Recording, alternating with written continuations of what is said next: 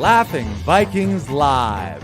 High vibe chats with actors, comedians, and creators, plus stand-up comedy, sketch comedy, and most importantly, you. That's right, join us every Monday for new episodes, and you can be a part of the show on Facebook Live, YouTube Live, and Twitch. Ask questions and interact in the comments, and make sure to share this with your actor, comedian, and creator friends so they can be a part of the show too. Can't make a live show? No problem. You can catch up on your favorite podcast platform and visit laughingvikings.com to find out how you can join the cast and crew. All right, it's time for today's show. Buckle up and make sure you stick around to the end because we have a special surprise for you. All right, ladies and gentlemen, it is Laughing Vikings Live. Happy Monday Fun Day. Let's go.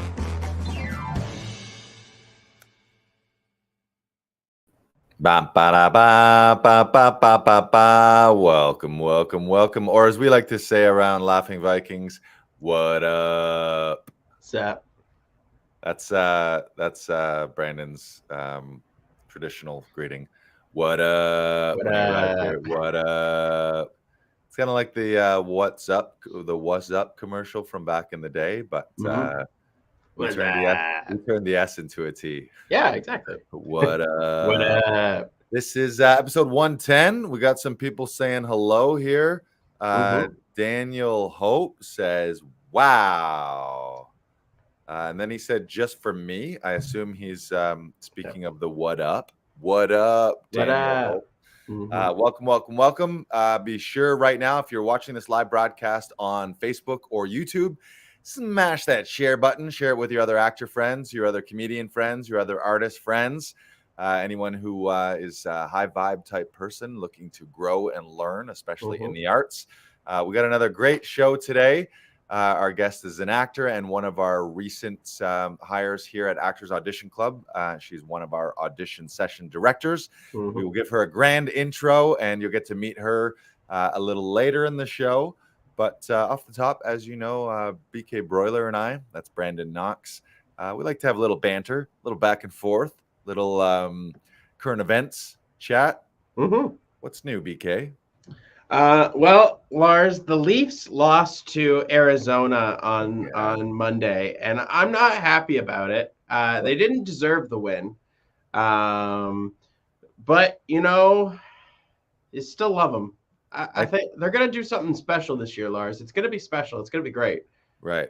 Again, you sound like rocky beginnings. You sound like a person in a toxic relationship making excuses for your lover who is not treating you well. I feel like you're perceiving it as a toxic relationship. Who is not reciprocating any of the love, and you continue to make excuses, and you're like, no, these aren't. These bruises on my heart, I just fell down the stairs. It's nothing. Making excuses. Oh, he loves me. Oh, she loves me. It'll be this year. They're going to change. This is the year. I've had a lot of talks. I believe this is the year. Things are going to be different. And it just ends up being 60 years of an abusive, toxic relationship. We need a whole separate podcast actually for Brandon and the Leafs relationship. That should be I don't know if you'd call it a podcast. Adam Langton pitched something to me once where he's like, we should just do happy Leafs news, like very positive Leafs news, and we'll make it like a YouTube just special where you'll just talk positively about the team. Yeah, no matter what's happening. That has to happen only in the off season. Right? Just off-season news. Yeah, or I mean, there should really be a therapy outlet or maybe some kind of 12-step program where Leafs fans can meet. Hi, I'm Brandon Knox. I've been a Leafs fan all my life, and I've recently hit rock bottom. What else in the let's move from sports. I opened a show on Saturday, Cinderella at the Witchwood Theater. It's a pantomime, so much fun. We had some great crowds. Lars, you were at the very, very first show. I was a large, giant man in a mostly parents and I don't know about toddlers, but they were young. I would say a lot of the kids were like between, I would say, 4 and 10-ish, something like that. Yeah. It was great. Pantomimes are great because there's not really a fourth wall. There's a lot of banter back and forth. There's a lot of call and receive. You guys did a great job getting the kids involved, and when the stepmother and the stepsisters come out, all the kids were like boo, boo, and they had certain other cues. Yeah, it was fantastic. All the music was great. You guys were great. And that was your opening show too. So I'm sure you're even tighter and even stronger now after getting those first show jitters. How do people get tickets, especially those people in Toronto who have kids? They can go to tyttheater.com. tyttheater.com. Maybe you can throw that in the chat-a-rooney. And how long's your run? You go to the end of November-ish? We got extended actually until December 18th. Nice. So we got extended 14 shows. I'm going to be available for 8 of those shows because of some other previous commitments. But so we're extended until December 18th, which is very, very exciting. Nice. And you're playing Prince Charming, if we didn't mention that. I am as well. So spoiler alert, he gets the girl in the end. Did I spoil it? Yeah. If you've seen it. I feel like people know what Cinderella's about. Right. What else can we talk about? Oh, big news here in Comedy Alley. This is the last 2 weeks. We're closing the season. It's hard to believe. We opened May long weekend. We've had shows every Friday and Saturday the entire summer and fall season. But all good things must come to a close eventually. And here in Canada, that's because of our cold, shitty winters. So I got to move to an alley in somewhere in the southern hemisphere. But that means there's only 2 shows left. So I'm gonna we'll pop up there it is on screen. You can grab tickets. We only have 1 show this weekend on Saturday the 22nd. We've got a guest host. Anto Chan is hosting. Brandon will be there. Brandon, I think you should also do a spot. And Sashka DC is also on the lineup, and there'll be a couple other special guests. I unfortunately will not be in Comedy Alley on the weekend, but fortunately that's because I'm doing another show. I'll be opening again for Bob Rubin at the Royal Comedy Theatre in Toronto on Friday and Saturday. We're actually doing 4 shows at the Royal Comedy Theatre, which is a newish venue here in Toronto. So I'm excited to get on another stage. Bob Rubin's amazing. He's a comedy legend. You got to start in San Francisco back in the legendary days of Robin Williams, Bobcat Goldthwait, Dana Carvey, when San Francisco was really the hotbed of comedy creativity. And then all those guys eventually moved from San Francisco to LA. But Bob happens to spend a lot of time here in Toronto. He's been a regular here at Comedy Alley throughout the summer. And he's headlining, so he's doing full 45-minute, maybe 45-minute to an hour sets at Royal Comedy Theatre. He asked me to open for him. I'll be doing pretty long sets, 20, 25 minutes. And I believe there's an 8 p.m. and a 10:30 p.m. on both Fridays and Saturdays. So you can go to Royal Comedy Theatre for tickets to check out me and Bob. Do you have a link, Lars? I don't know that I have the actual link. I can probably find it real quick here. I don't know about you guys, but I installed something on my computer called Google. Do you guys have it? You have the Google. I don't know if I'm pronouncing it right. It is royalcomedy.ca. Royalcomedy.ca. You can grab tickets. Just look for Bob Rubin, October 21st and October 22nd. And yeah, for I think that's up on Bloor, kind of the west end of Bloor a little bit. So if you've been wanting to see me perform all summer long and you haven't been able to make your way down to the alley, or if you're too sensitive to single-digit temperatures potentially, then you want to see us indoors, you can see us indoors at Royal Comedy Theatre this Friday and Saturday. And then the other thing I mentioned, Comedy Alley, only 2 weeks left. So there's tons of people. I get messages all the time, but, I got to come. I've been meaning to come. I want to come out. Got to come out. Got to check it out. Got to check it out. You only have 2 weeks left. This is it.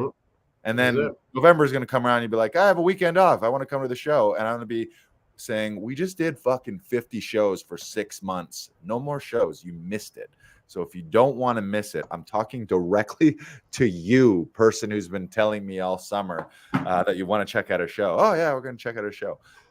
This is it. You got one chance. There's already tickets sold. One opportunity. One chance, one opportunity. Mom spaghetti. You better lose yourself in the alley. In the alley, yeah. Which means there's I'm talking to 40 people. There's 20 tickets left on Saturday. And the following weekend, the 29th, this is the biggie. It's our season ender. It's a Halloween show. You can't come unless you're dressed in a costume. The comedians are going to be in costumes. If you're one of those people who shows up to a Halloween thing dressed like a normal person, fuck you. You can't come. I'll refund your tickets. But if you want to come for the greatest Halloween show of your life in an alley, we call it Comedy Alley. We put a bunch of H's on the A. You guys get it? Comedy Alley. So it's going to be great. But don't get me started on losers who show up to Halloween parties thinking they're too cool for school wearing regular clothes. Or at least if you realize if you get here and you're like, oh shit, this is a Halloween party. I'm dressed like a normal person, like an idiot. You have to make something up and just be like, oh, I'm an accountant. Look at me in my.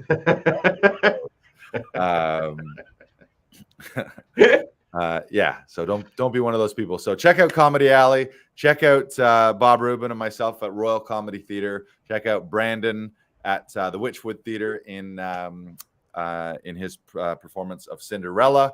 And I want to give a shout out here. And I'm back. We got another shout out from one of our favorite clients here at Actors Audition Club. This might be a record. This might be a client shout out for 3 weeks in a row. We've talked about him. But this is from Chris Gleason. To know him is to love him. He's a regular here. He's been on a nice little booking tear. Just recently booked a role in a big series. And he sent us an email. He had a session on Monday morning. By Monday afternoon, I got this little message from him. He says, hi, Lars and Cheryl. I just can't thank you enough. I'm running out of words to properly express my gratitude, excitement, and pure joy of my tapes. I come to your studio pumped. I leave pumped. It's such a great feeling, and knowing that I've submitted something that gives me a great shot at booking. My agent said these words after watching my tape we did today. Tape is so, with 11 O's, tape is so great. It's fantastic, getting better and better. All not possible without you, and especially the wonderful and talent session director, Cheryl Poirier. Have a fabulous day. Hugs, Chris. So thank you so much, Chris. I think he exactly summed up our aim with all of our clients here is that they come in excited. They come in looking to have fun. They do have fun. They uncover some things that maybe they didn't find on their own. They get some help, and then they leave feeling happy, and they don't have to do anything. They just walk out of the studio, and their agent and casting has the tape. They don't have to worry about any of the tech troubles. They didn't have to bug a family member or a friend who's not an actor to try and belabor their way through a script.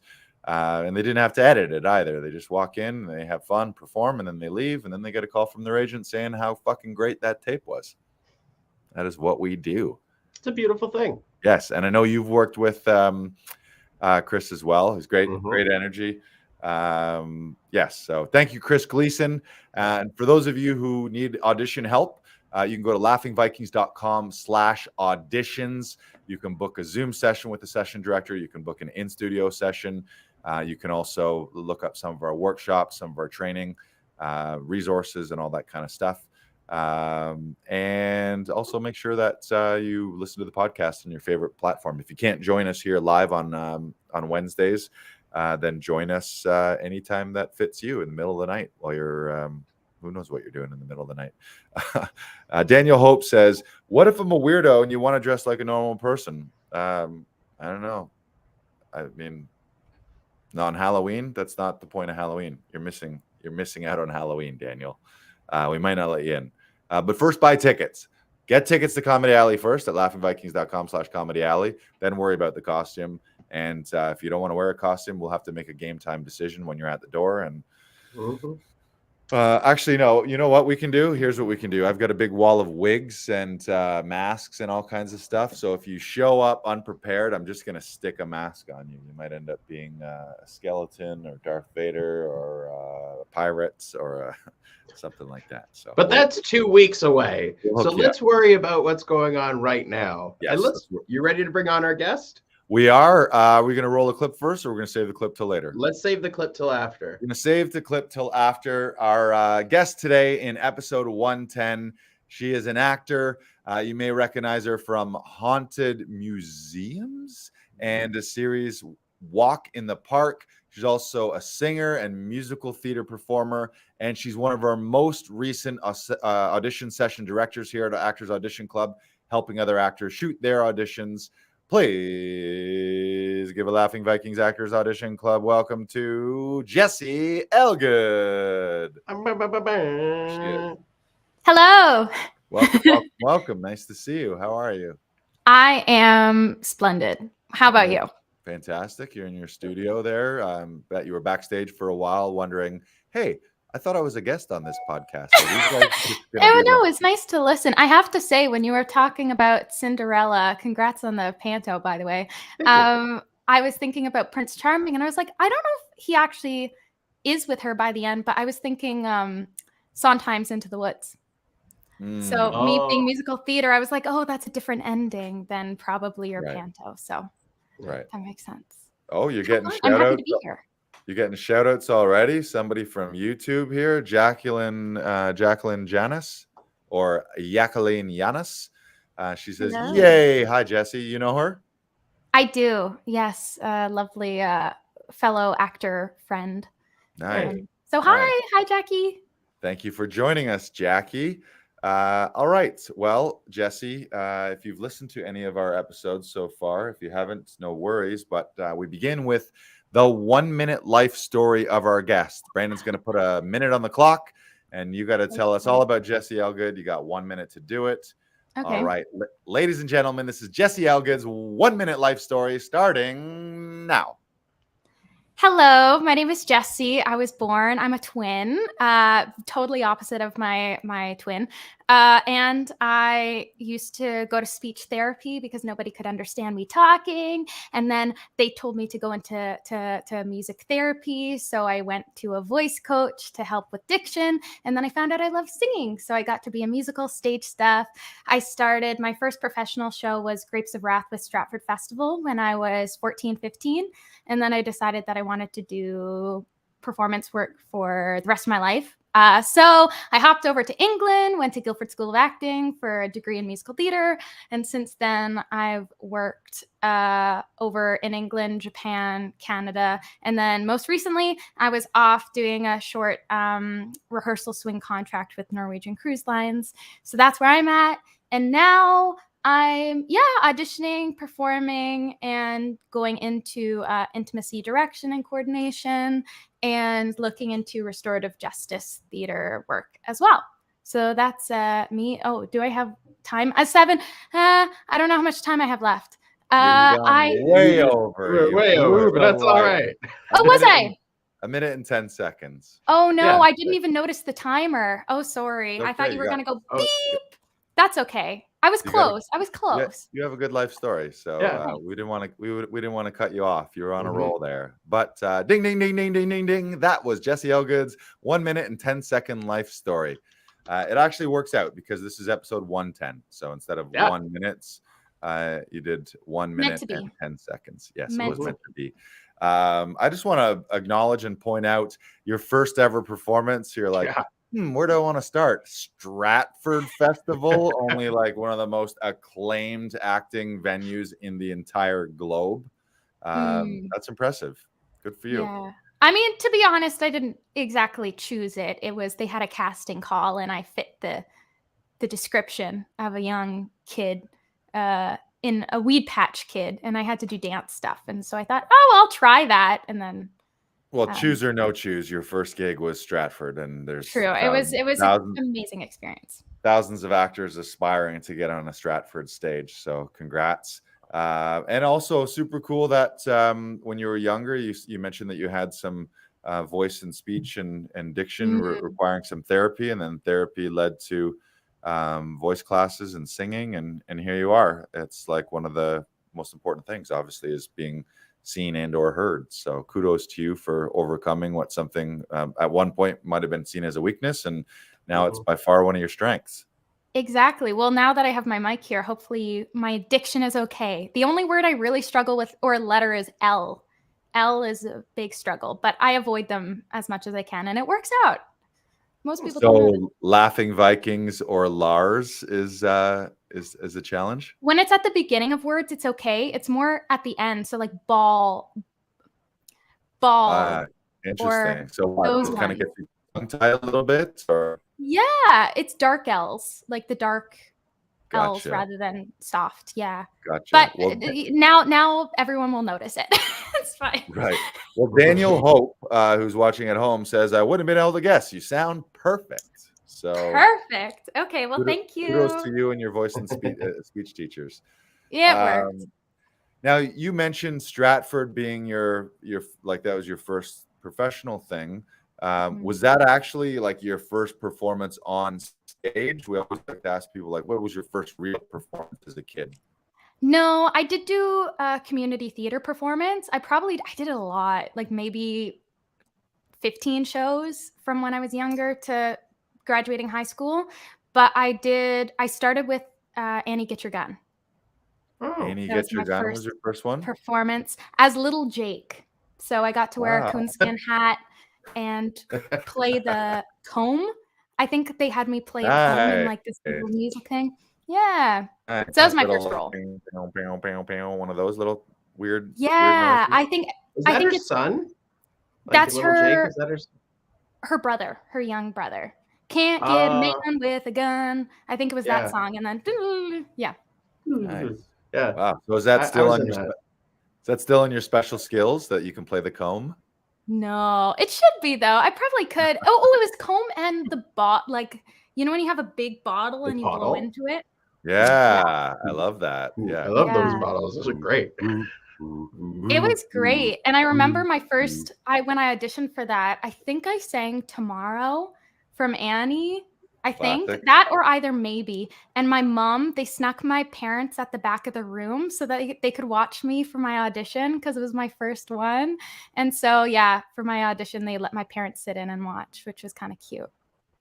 Nice. Your mom heckled you from the back row. Oh, I wish. I think she was crying at the end or something, and I turned around. I was like, "What?" I was like 7 or 8 at the time. That's so my baby. That's my baby. Yeah. Cast her. That's great. Yeah. So you play the comb and the jug. I believe it's called the jug. I think that's and the jug. Yes, the jug. I should put on my resume. It's not, but why not? Should put every skill. Yeah, it'll come up. The one time in your life that it comes up, boom, you can jump on that. Yeah. Yes. Now, so your first paid gig that Stratford show? When's the first time you got money? Did that blow your mind? I think it was Stratford. Yeah? I think it was Stratford. Maybe ask my parents before, but no, I think I did mostly community theater. I did audition for a few things. There was some winter thing that I auditioned for and I didn't get, and other stuff that I did, Cirque du Soleil, but I never got it. I think Stratford was the first thing that I booked that was actually professional that I got. Do you remember much about Stratford?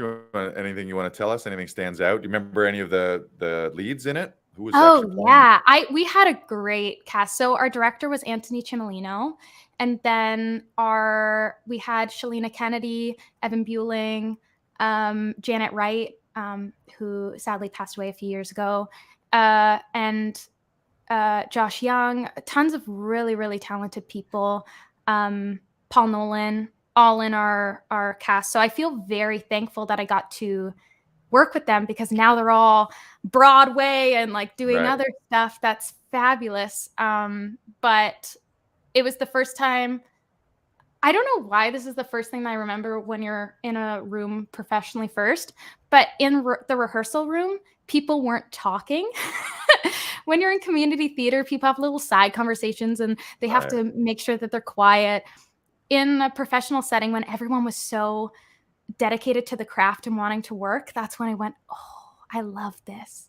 Because I was that kid in the rehearsal room who's like, everyone be quiet. They're trying to talk. They're trying to choreograph. And so that's when I went, oh, I want to do this professionally. It's a lot more organized and calm. Right. Yeah. Right. Yeah. You're like, there's no ragtag bunch of misfits here. These are people who are serious pros. Yeah. Yeah. And then just a few of us kids that were in, it was kind of nice. There were 5 of us, I think, that were under 18. So we all got really close, but right. Everyone else was older. I remember Mark Cassius, who was in there. He did us like a little tap routine. He taught us some tap stuff. So yeah, it was just, everyone was really, really nice. Yeah, that sounds fun. Now we have a clip we want to roll. So Brandon, I will give you and Jessi, you can help me set it up. We like to say roll the clip. We like to say, but we really roll our R's. I can't roll my R's. And there might be a dark L at the end of roll. Roll the clip. We found her kryptonite. Only 10 minutes in, and we found her kryptonite. It is rolling in R's. So you don't ever. I can't do it either, Jessi. I get it. You don't ever audition for the roll up the rim to win commercials for Tim Hortons. Absolutely not. I'd be cut right away. Roll the clip. I'll give my best here. All right, ladies and gentlemen, we're gonna see some acting from Jessi Elgood. Time to roll the clip.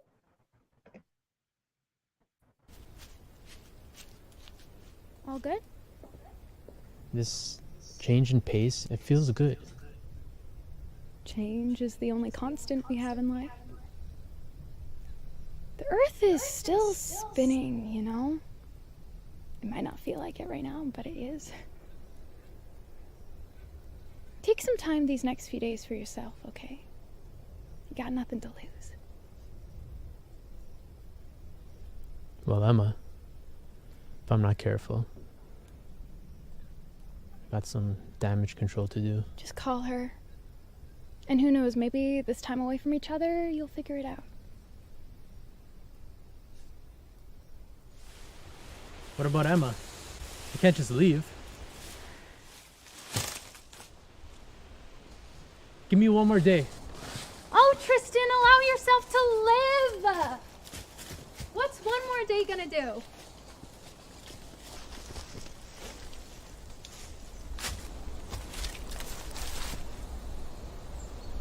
What happens after the world ends? Huh? What the fuck has Dan been telling you? And when was the first time he mentioned this old man? When me and my boyfriend Bobby went to go look at a house. They were looking for a place out in the country. He came with us. And he said he saw an old man. So you've all heard Casey talk about the old man? Yeah.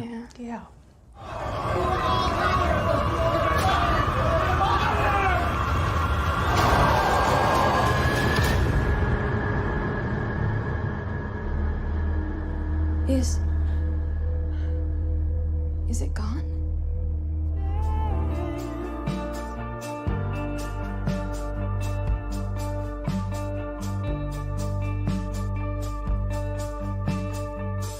Come solace,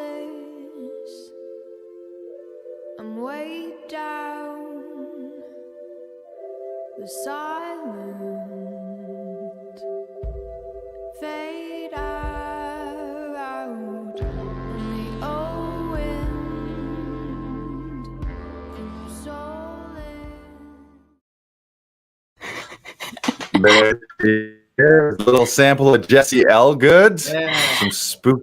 Some spooky haunted museum action going on there. It's weird watching yourself. It's weird. Yeah. I recognized your one of your co-stars, the priest. I'm spacing on his name, but I know that actor. I think I've been on set with him a bunch before. Yeah, Nick. I think when I was talking to him on that set, he was like, I've been cast as a priest like 5 times in a row.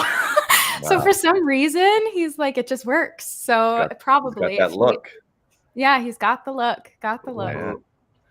Yeah, those reenactment shows here in Toronto, they keep us all busy, especially early on in our non-union career here in Toronto. Brandon, you've been on a bunch of those. How many haunted shows have you been on? I've never been in any haunted shows. I was in Fear Thy Neighbor, and I was in Murder You, which I don't think lasted very long, but Murder University. It seems like Haunted Museum seems different because it's more scripted. I feel like there's more scenes, like acting scenes, right? I'm not sure. I've never been on it, so I don't really know. From what I know, it's all because it streams in the States. So that's what's a challenge, I think, for a lot of actors working here. You film stuff and then it's on streaming platforms that aren't accessible in Canada. So I'm like, is it out? I don't know. But from what I've gathered, it's all based off of true stories, based on the Haunted Museum and the artifacts that they have there in the actual museum. But it's fully scripted, so it's all the story reenacted, but there's no like interviews with people who actually experienced it. It's all the retelling of stuff. Yeah, which is kind of cool. Okay, that's cool. Yeah, nice. I like the other thing I wanted to just talk about, Jessi, is your training. You said you went to England, London. Yeah, or just outside of London, Guildford. Yeah, you want to talk about your training experience a little bit? Sure. So I went over there when I was 17 to study musical theater at the Guildford School of Acting. And we, you work on all the standard stuff that you do for school. It's a 3-year degree. So got to do all the different types of dancing, singing, studying all the older Kurt Weill fun stuff. And then final year got to do a few performances downtown, and then graduated in 2017. What were your final show performances? So we had 5 shows technically, but each person was only in 3. Okay. End of second year was Steel Pier, which is actually one of my favorite musicals. I'd love to put that on. Thoroughly Modern Millie. Oh, nice. Guys and Dolls. Mm-hmm. And Speak Low, which was a piece that was written, a new adaptation of Kurt Weill work. So like his one song, Speak Low, and they included that and kind of goes through his life with Kurt Weill and Lottie Lenya. Yeah. Mm-hmm. Nice. Brandon knows this, but one of my favorite musicals of all time is Phantom of the Opera. Have you ever seen Phantom of the Opera? Do you know what? Living in London for 3+ years, and I never saw it. But I have friends who are in the cast. Hi, Connor, if you're here, or someone. People who are in the show. I hear it's great. I mean, I've technically seen it. I've technically seen the show, but the recording of it. The anniversary performance. Yeah. But I haven't actually seen stage. Well, fun fact is the New York run is the longest run of any musical ever, like 35 years. I think they did something like 20,000 performances. It's the largest employer on Broadway. It's had the largest number of audience members, something like 2 million audience members have seen it. And it's like nothing is even close. Like when it passed whoever was second, it's like, I think it's like double the length. Its run is twice as long as anything that's in second place. So what I want to pitch, I pitched this to a few stand-up audiences, Brandon, and I'm going to run by you, Jessi. I think that show being so successful, Phantom of the Opera, I want to get the rights from Andrew Lloyd Webber to do all the spin-offs, because the way I see it, if you're a phantom, if you're a ghost, even if you are a singer, you're not just hanging out in an opera house the whole time. You're floating around, checking out other places. So I want to spin off. I want Phantom of the Library, Phantom of the Laundry Mat, Phantom of the Bus Station, and just everywhere else a ghost can be. So instead of it's like in the library, it's the Phantom of the Library. And if you were Christine, I'd say to you, I'd say, read for me, Christine, read for me. And then for some reason they still sing. Everyone's still singing, even though it's in the library. Maybe the librarian is shushing everyone because we're singing in the library. There's probably a whole song and dance about the Dewey Decimal System. You see where I'm going with this, right? I see. It feels like you already have a plan. Like yeah. it's already, Oh, the wheels are in motion. You just need to organize that. I mean, you can get away with parody. Right. If something is enough of a parody, then you kind of can get away with it with rights. I know, with SNL, have you seen those scenes that John Mulaney wrote for SNL with Phantom or Les Mis? It started with Les Mis, and then I think he did a Phantom one with like the a lobster sketch. Yeah, lobster. that's a But great then sketch. there's another sketch that he did, same idea, but it's Phantom, but I forget what it was. It's something similar. I think the lobster was Les Mis, but have a look at that and then take the inspiration and see how you can get away with it without getting into. So that was like they made the lobster the lead of the show. The lobster was about to get eaten, and then they basically were trying to defend him. Gotcha. Daniel Hope says Phantom of the Isle, the Phantom of the Alley. Yeah. That's actually scary. That sounds like a horror film. A murder mystery. Yeah. I mean, that's essentially Batman. Right. Yeah. Right? Think about it. Well, we're going to work on it. Andrew Lloyd Webber, if you're listening. Andrew Lloyd, if you're listening. And Andrew, what are you doing? You are not, but if you are, and it's time. It's time for Phantom spinoffs. Whole spinoff series. And maybe the organ grinder monkey in Phantom gets his own spinoff. The chandelier gets its own spinoff. Just chandelier. The chandelier needs its story told. Right. See, that's the thing we keep forgetting about Phantom. Who made it? Where did it come from? When it fell down, did it ever get fixed? Exactly. Like Beauty and the Beast, where all the things come to life. Right. Yeah. The chandelier didn't come to life, did it? No. No, needs it a tap didn't. number. It does need a tap number. Well, there you go. I'm glad you're on board. Yeah, that's what I was saying. Jacqueline is the part of the reason I was bringing it up is closing. The last performance is I think the tail end of February this coming. So last chance if you want to see it on Broadway. Although I'm sure it'll reopen at some point. It'll reboot, but we will reboot. Phantom of the Alley will Phantom of the Opera will close, and Phantom of the Library will open. I think Phantom of the Library has got to be the first one.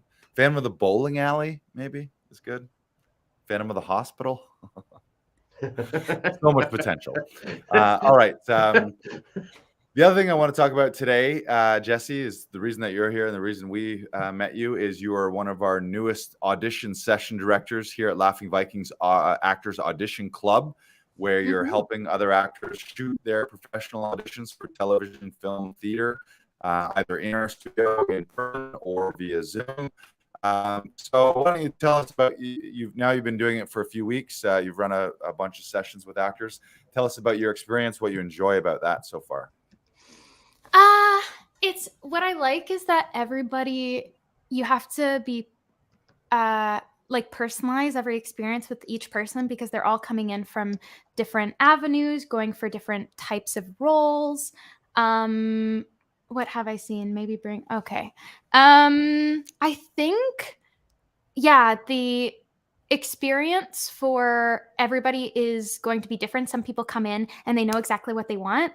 And so I think it's just us helping wherever they're at in life because they're, paying for us to help them be the best that they can be. So it's really like a team effort with each person, which I love.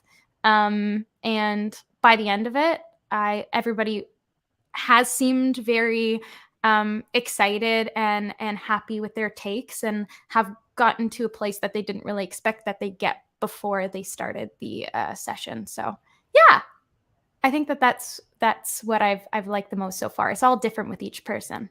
Amazing. And what would you say to anyone looking, watching, listening today who's looking to book a session? Why book a session with Jessi Elgood? Why book a session? What can they expect from working with you? I think with me, just like a lot of actors, I've gone through all the different types of tapes when it comes to like making sure that your eye line is good, lighting, all the technical side. But when it comes to me personally, I really love diving in and examining intentions, the befores and afters of the scene. And I think that for me as a reader, when I'm working with someone, that I love being as informed as possible, because I think having a great reader also really helps with your tape. At the end, having a reader that knows what's going on can help feed you what you need so that you can have the best performance. So I think that's why you should go with me, because I'm a great reader. But I also, I think that I love asking questions for people to be able to fully know what their intentions are, and also breaking down how a tape can be as diverse as possible when it comes to emotions and stakes, so that you have high stakes and that you can show all different sides of you, so that the director knows that you are malleable and that they can work well with you. Mm-hmm. Good word, Yeah. malleable. Nice. Yes. Yeah, that's true. And in an audition, you want to paint with, as our one of our coaches, Tom Todoroff, says, you want to paint with as many colors, or you want to play as many keys, all the keys on the play all the notes, rather than just keeping it one noted. So that's great. And you've been running tons of sessions here, so you can actually book with Jessi directly. If you go to laughingvikings.com/Jessi, Brandon will bring that page up, I think, which is Jessi. There it is. So you can elevate your audition, so you can book your dream role in TV, film, and theater. And if you go to the menu, there's actually a button in there to book a studio session, or to book a in-person session, or sorry, a Zoom session. So you'll see that at laughingvikings.com/Jessi. There it is. There you go. There I am.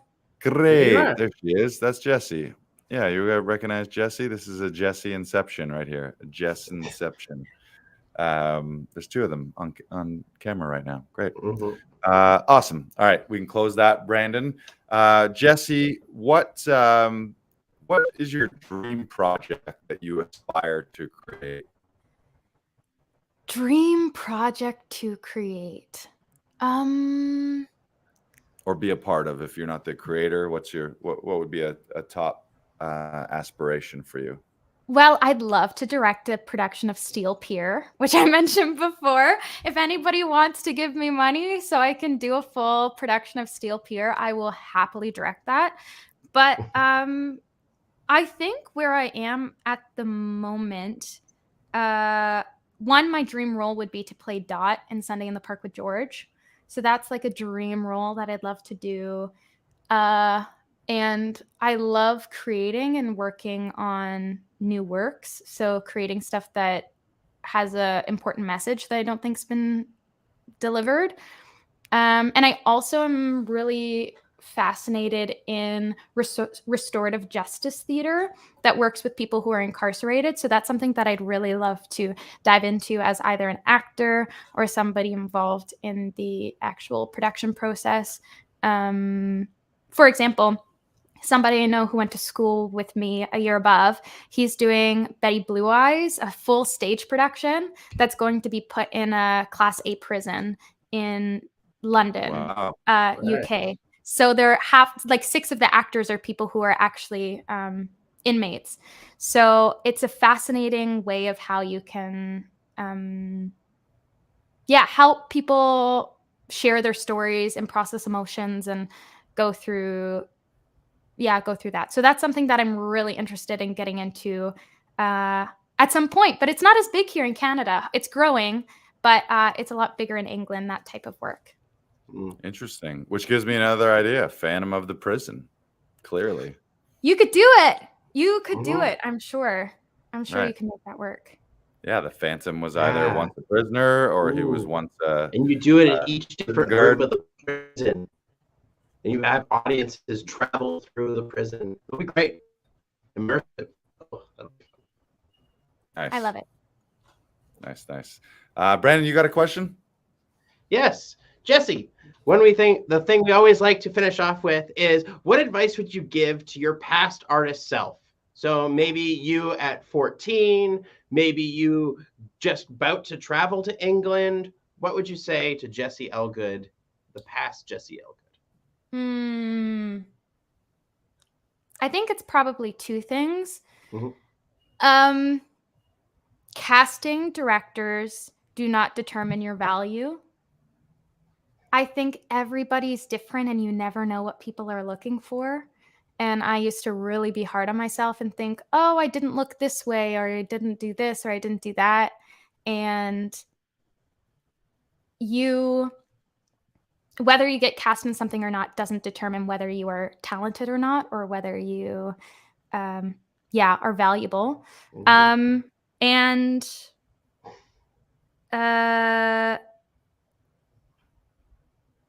If people aren't casting you, make your own work. You don't need to rely on sit back and wait for somebody to think that you're good enough. Create. I know it's easier said than done, but there's tons of different grants that you can apply for. And I think that there is a way for you to be able to get your work out there. So if other people aren't seeing it, when you're getting into a room, create it yourself. Yeah, I love that. Both of your advice were really under the heading of maintain and keep your own personal power. Don't give your own personal power away to outside forces, to other gatekeepers, to people who are quote unquote controlling opportunities.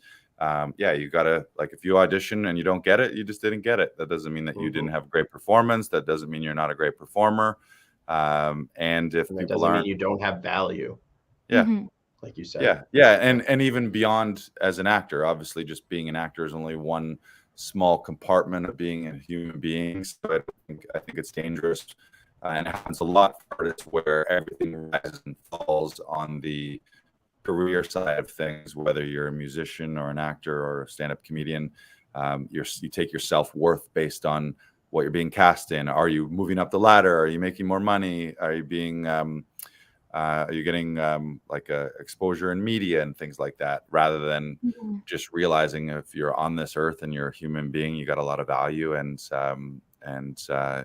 you have everything you need inside you to make a great life, which is why you should also create your own stuff too. So that was also great advice. Thank you for sharing that. Exactly. Yeah. People aren't letting you play on their playground. Create your own playground. Exactly. Can I finish one thing, though? This is particular with theater more so. Throughout the pandemic, it was great that a lot of artistic directors and companies were doing Q&As. They were doing workshops for you to sing or perform and do stuff. And the biggest thing I learned is every single person has different opinions. So I think just with the casting as well, that every single person, I realized the way that they like certain things could be totally opposite with another director in another company. So you have to do the best you can do when you go into the moment, be as informed as you can be, and then let it go. Because everyone has different opinions, and that's totally fine. Yeah. I've brought this up before, where like you get on set or something after you've booked your role or whatever, and they always tell you, oh my God, as soon as we saw you, you were the one, you were the person we wanted. And it's like, those things happen so many times during your career, your long career, that it's okay when you're not that guy or that person. Like it doesn't always go in your favor. It doesn't always turn out the way you want sometimes, but like it always works out for you in the end, as long as you just keep going with it and keep doing the best you that you can continuously. Exactly. Be as prepared, as informed as possible, and then you got to let it go. Got to shake it off. Yes, in the words of Frozen, let it go, let it go. Let it go. Yeah. All right. This has been fantastic, Jessi. Any Yeah, final thank you. words, Brandon, Jessi, as we steer this ship? Not at the moment. Thank you so much No. for having me. It's a busy artsy day for me, so I'm excited to get hopping and rolling and seeing all the lovely theater in the city. Yeah, Nice. what do you have? You have another show, or you're going to see a show, or you're in a show? Well, today I'm going to a round table with Theater Gargantua. So it's some emerging artists to learn and talk about art. And then I'm going to see Ex-Boyfriend Yard Sale, which is at Soul Pepper by Cool. Haley McGee, if anyone wants to see that. Nice. Have And fun. Brandon and I, in about an hour, we're taking off to go do a corporate dinner theater murder mystery over in North York somewhere. So we've had those all week. Monday, Tuesday, Wednesday, Thursday. We've got shows this week. So we're also very, very busy. It's great. It's great. Well, thank you so much. Everyone, we'll link up Jessi's contact info. You can contact her directly to book an audition at laughingvikings.com/Jessi. Either in studio in Toronto or via Zoom if you're outside of Toronto or you like the Zoom deal. Make sure to smash that subscribe button on all of the podcast platforms, whatever one is your favorite. And we'll be back every week here on Wednesdays right now on Facebook and YouTube. I think that's it. Yeah, we did it. We did it. Yay! Thank you. Jessi Elgood, everyone. And don't forget Comedy Alley. Don't forget Cinderella. Don't forget myself and Bob Rubin at the Royal Comedy Theater this weekend, October 21st and 22nd. Have a good week, everybody. Goodbye, goodbye, goodbye. Ciao. Bye.